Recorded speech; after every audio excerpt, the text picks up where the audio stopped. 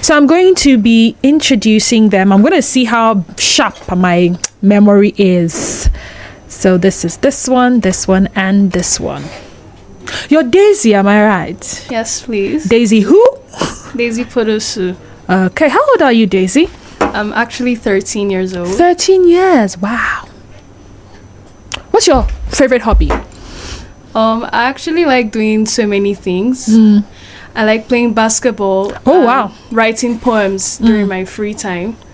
I also like singing from time to time. Interesting. Yes. I sing too, but I don't play basketball. And trust me, I'm not good at poems. Now I have a fine gentleman here, Victor. Am I right? All right. So my brain is working sharply. Victor, how are you doing today? Fine, thank you. You? I'm good. How old are you? I'm 14. 14. She's 13. You're 14. Favorite hobby? Singing. It's like your school people have a choir. Yeah, we do. And you boys to do so la la la la la. Interesting. Oh, you play the instrument as well? Yes. What kind of instrument? Violin. Violin. Do you play the instrument? Yes. Which one? Violin. Okay. Blessing? Yes, ma'am. Okay, am I sure I can hear Blessing? I just need to be sure. Blessing, again?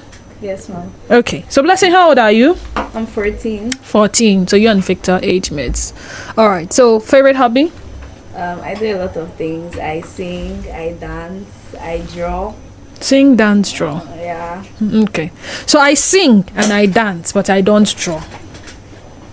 So we have a lot of things in common. I think far more in common than these other dudes here. So you are my person. It's good to have you with us, and I look forward to a great conversation with you. So the conversation is on the life of a Nigerian teenager. So we're starting off first with who is a teenager. Now you heard their ages. I have two 14-year-olds here, and I have one 13-year-old, and one other guy is going to join me, a fine gentleman called Bob Manuel. I don't know his hobbies yet, and I don't know if we have a lot in common, like I have a lot in common, like Blessing. So who's a Nigerian teenager? Who is going first? Okay, so a Nigerian teenager is someone who falls between the age range of 13 to 19. So basically, we are Nigerian teenagers. All right, that's interesting. Thank you so much, Blessing. So what are the challenges faced by teenagers here in Nigeria? We actually have a whole lot of challenges like bullying, mental health issues, transferred aggression, and all that. We also have the issue of neglect from the parents where they don't feel loved or accepted. We also have the issue of trying to find their identity, or they are scared for the future, like they don't know who or what exactly they want to be in the future. So they have that sort of challenge in trying to navigate their life to meet up to their parents' expectations and stuff like that. Now you mentioned bullying, and I'm sure a lot of people can resonate with that. Did you have that school in Abuja that Yes, someone yes. will hope you don't bully anybody? No. Hope nobody is trying to bully you. No. Okay. I don't think you are that kind of person that they will want to bully anyway. Okay. Victor, any other challenge that she hasn't mentioned? Transgression. Transgression From parents. from parents. Okay. And also study pressure. Study pressure from the school, from where?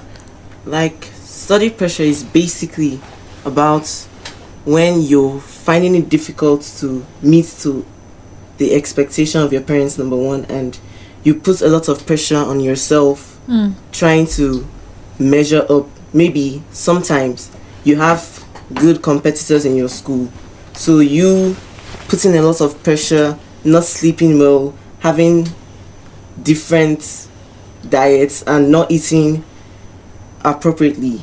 You give yourself a lot of pressure, and it's not good for your health, also your mental health.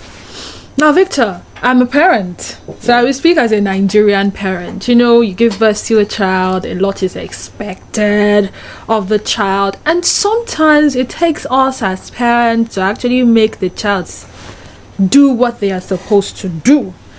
And well, some parents go about it differently. But would you term that as pressure? Wanting your child to be the best basically at what they do. Wanting your efforts to count in the life of your child. Would you term that as pressure?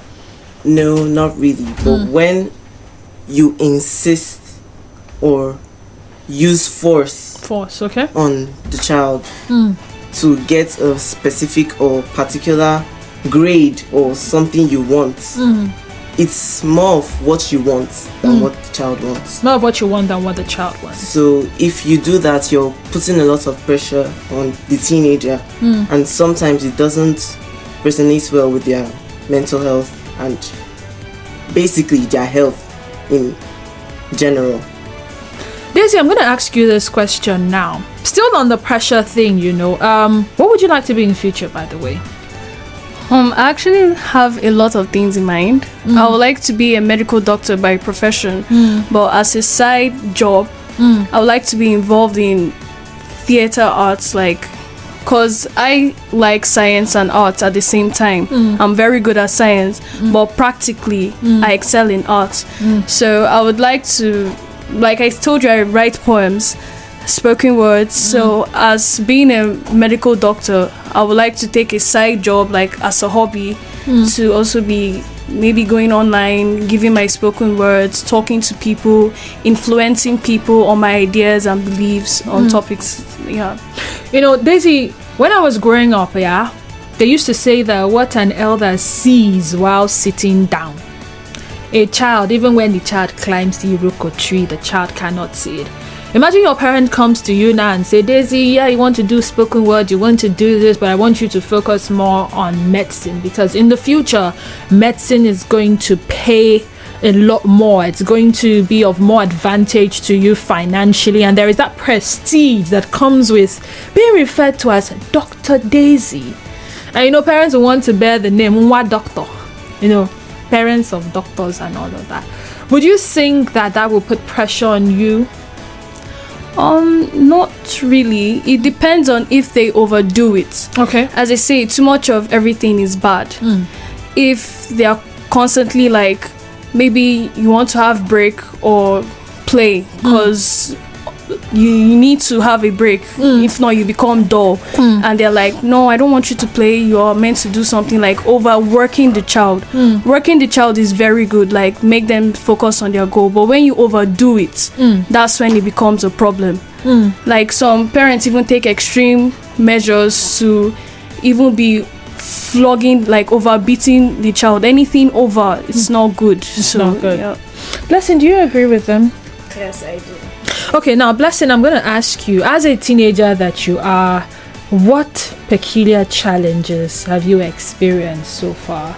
Okay, I've actually experienced inferiority complex. Really? Yeah, wow. Inferiority Tell me about it. I wasn't confident in myself and a lot of things. But as I grew, I began to learn a lot of things. I began to know how to believe in myself. I began to learn things from the counseling units and a lot of things. So even in my church, I sing. I also learn from other people on stage too. So I ask myself, if they are like that, why can't I be like that when I have the potentials? So yeah, that's how I built up myself, and yeah, I've overcome it. So would you say there was anything that sort of made you feel inferior? Anything in particular that made you feel inferior? Not really. Well, yeah, crowds. The crowd, okay. Yeah, crowds. Yeah. Okay. Daisy, any challenges as a teenager? I actually struggled with meeting up to high beauty standards. Beauty? As far as you are like this. Thank you. When I was a girl, I would see people online applying all this makeup, doing you get there's this beauty standard that you have to look this way for you to know you're beautiful. And eventually my mom took notice and she sat me down one day and was like, Daisy, you're beautiful. You are actually beautiful. You have to learn to love yourself. She gave me some Bible verses on God talking about, because God is love and he created us in his own image. Yeah. And that's how I actually overcame the expectancy to meet up to beauty standards. And I would like to advise other teenagers out there that you don't need someone to tell you you're beautiful. You don't need those standards to put that pressure on you that you are beautiful. Just know you're beautiful the way you are. Victor, she talked about beauty. Now, Victor is a very handsome boy, and I know he's going to grow up to be a very handsome young man. So I'm not thinking Victor had that same problem. No. So what was it for you, Victor? Like Blessing said, I faced inferiority complex. Really? Yeah. Like, basically, when I was younger, I didn't know how to do all this stuff other boys do, like playing sports, playing football. Okay. I didn't have a boyish approach towards things. And sometimes other boys make fun of me for not being able to do that. And it made me feel very bad, because why can't I be like them? Because they play a lot of sports and I can't do that. But as I grew up, I learned that me trying to be like them is not making me unique. I'm unique the way I am, good, and I love the way I am. I don't think I would like to be that strong force, masculine, all this, too much pressure. You're not a wrestler. You're not a boxer. I'm more of a reserved person. A reserved person. I just took it as my motto, like, I don't need to be like them. I'm okay the way I am.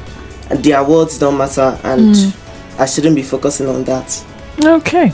All right, their words don't matter. You should, and if you checked inwards, you discover that there are lots of things that you were good at that they probably were not good at, and that was your unique strength. Anyway, so in the beginning, I asked if you had seen the video that circulated. Maybe your school made you watch that video of bullying in a school in Abuja, and to think that you guys are teenagers as well. Bullying is actually a bad thing. Really, really bad, and it's a serious issue. And don't think it's only teenagers that face it. Even as adults, some of us get bullied as well. Even online, you share a workspace together, you share a space together. You may surprise you to know that even some siblings bully their siblings, and some parents bully their children as well. And I can tell you for a fact that some children bully their parents. It goes this way and this other way as well. So, as a school, what are your anti-bullying policies, and how has it actually made a difference in your experience? So, the school actually devised a special week to celebrate anti-bullying. Oh, really? We call it Anti-Bullying Week. It comprises of a series of events. First of all, we start with Odd Socks Day, which is basically where we wear different colors of socks. Okay. Which is trying to emphasize on the people are different. There's diversity in wherever you go, whether in your workspace, school, church, and we should learn to love people for who they are. Then the second item of the week, and what we do for the remaining of the week, people come up to give poems. We hear from different people's perspective of people who have gotten bullied, people who were the bullies, and how they redeemed themselves, their redemption arc. I even came to give a poem about a boy who committed suicide, like shot the entire school shooting before he committed suicide. Yeah. Because he was bullied. So it was kind of like an awareness week where they expose us. It's organized by our G&T unit, where they expose us to the dangers, the consequences, if you are a bully, how you can stop. It's a very, very interesting week. Very, very interesting. Yes. Lesson, do you have anything to say about it? Did you participate? Yeah, I participated in the anti-bullying week. There was actually a day where we were asked to write our challenges, what we think the people we also think bully us, and what we think can make us feel bad. We should put it in a balloon and blow it, and then we just let it go. And in the guidance and counseling unit is actually a place where I always love to go, because when I feel bullied and stuff, so I go there and they make me feel comfortable, they make me feel wanted, because when you're bullied, you feel so unwanted, you feel not part of, you feel not good enough, you feel like you're aside. So that guidance and counseling unit, it's actually made to strengthen us and put confidence in ourselves and make us feel wanted. Make us feel wanted. All right, so we're going to go to a quick break, and when we come back, the conversation continues. You have been listening to Daisy, Victor, Blessing, and my humble self. Daisy, Victor, Blessing, they're all from Bereton Montessori School, and you have heard their personal experiences as teenagers. Well, the conversation continues after this break. Do stay tuned to us.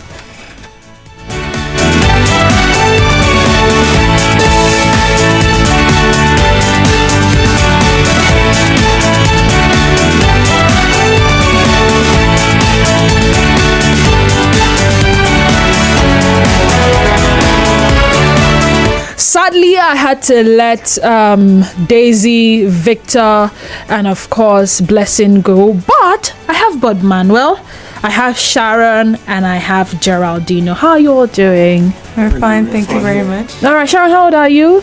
I'm 13 years old. 13 years old. Bob Manuel? 16. Oh, Bob Manuel is the oldest, and you are? 13 years 13 years old. All right, Bob Manuel. You tell me, do you know, have you heard of social media before? Yeah, I've heard of social media. And you're on social media? Yes. You definitely look like someone that is on social media. Yes. So tell me, the role technology and social media play in your daily life as a teenager. And of course, you know, social media has the good part and the bad part. So I think we want to focus on the bad part, that positive impact social media has had on your life. Social media and technology, when we look at that, you know, is vast. And it has really, really had a positive impact on my life. We start with, in our today's school, I look at my school, for example, we have the smart board, the interactive smart board. Oh, interesting. Whereby your teacher doesn't just come to class, sit down, stand, talk. You know, learning is made fun with this technology. It's made fun with this smart board. The smart board, you know, allows us to not just only hear what the teacher is saying, watch videos on YouTube. Interesting. Look at realistic things. Interesting. You know, and it makes the class fun and lively. We have quizzes online, you know, testing our capability and our speed and accuracy on how to answer questions. This is something that's really, really made a positive impact on my life. Interesting. Yeah. Interesting. All right, Sharon. Education when we went to school and now is not the same thing. I can tell you for free. I mean, having that conversation with your colleagues who just left the studio told me that a lot has really, really changed. Now, Bereton School is known for its innovative approach to education. Can you tell me how the school's teaching methods have positively impacted your own learning experience? Thank you for that question. In Bereton Montessori School, we believe that you're not meant to like learn alone. Okay. So we work in like groups. Like group classworks, group homeworks, projects and all that. So it's better to learn like that. Also, we also adopt to using the internet. We use e-notes instead of like regular notes, because I know in classes you're trying to write and listen at the same time. It's not easy. So like you learn in class, watch videos, have fun, you get information, and then when you go home you can still read the notes, and I think that's very helpful in learning. Do you know?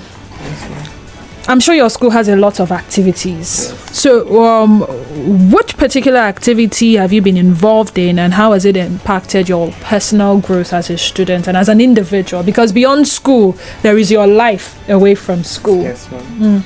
I'm really grateful that you asked me that question. And as the president of the Literacy, Debating, and Public Speaking. Oh, you are? Yes. Wonderful. Thank you. Yeah. So that the club has taught me a lot about speaking publicly and having that confidence too while I make my speeches, and it's going to help me in a lot of ways when I grow up and have to talk to a huge multitude of people. It has given me that confidence, and I'm so grateful to Bereton for that. Yes, thank you. All right. We sadly have to round up the conversation shortly, but your colleagues talked about guidance and counseling unit. What about the career counseling programs you people have, and how has it assisted some of you in discovering your passions and potential career path? I forgot to ask earlier, Shara, what do you want to be in future? I want to be aeronautical engineer. Okay. What about you, Bob Manuel? Do law. Law. Barrister. Esquire. Gerard, what about you? Cosmetic surgery. Cosmetic surgery. Interesting. Why cosmetic surgery, by the way? I had the idea from my guidance counselor, because me and my counselor, we have a personal relationship, and her having a good understanding of who I am, she told me everything it entailed, and she also keeps track of my grades. So she gave me my strengths and my weaknesses, and I found out that my strengths, which are biology, chemistry, and physics, would help me in pursuing that career. So that's how I came about. Now, Sharon, it's interesting. You said you want to do aeronautic engineering. Why aeronautic engineering? In school, I know my strengths are from physics and also from the GNC units. After taking time to talk with her, and she told me my strengths and all that, and I realized physics would drag me towards the engineering sector, and I've always been interested in like planes and all that, so I decided, okay, engineering it is. I'm sensing, Bob Manuel, you like to fight for the masses. Is that why you chose law? Part of my reasons why I chose law.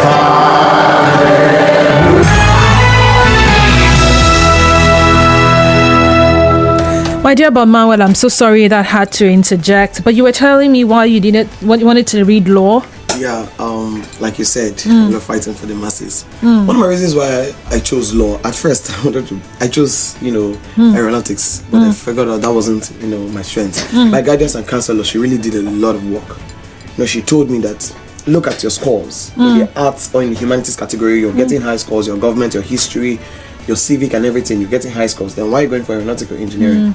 And she knows I'm the kind of person who, I don't just sit down one place and just, whenever I'm given the opportunity to speak, I speak. Interesting. I love talking for the rights of people. I love, enlightening people about what they have. And that's why I decided, why don't I get towards that course?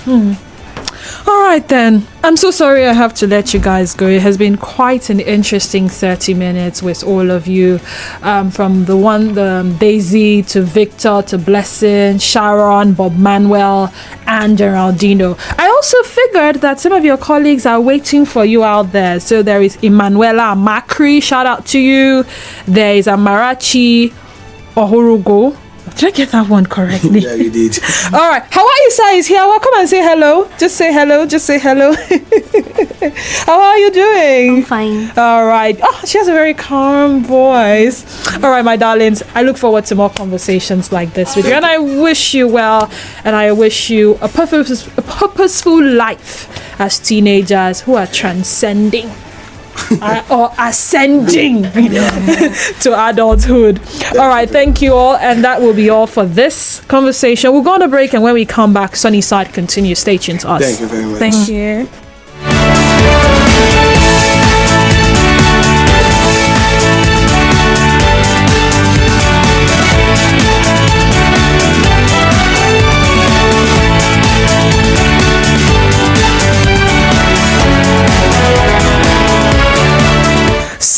I had to let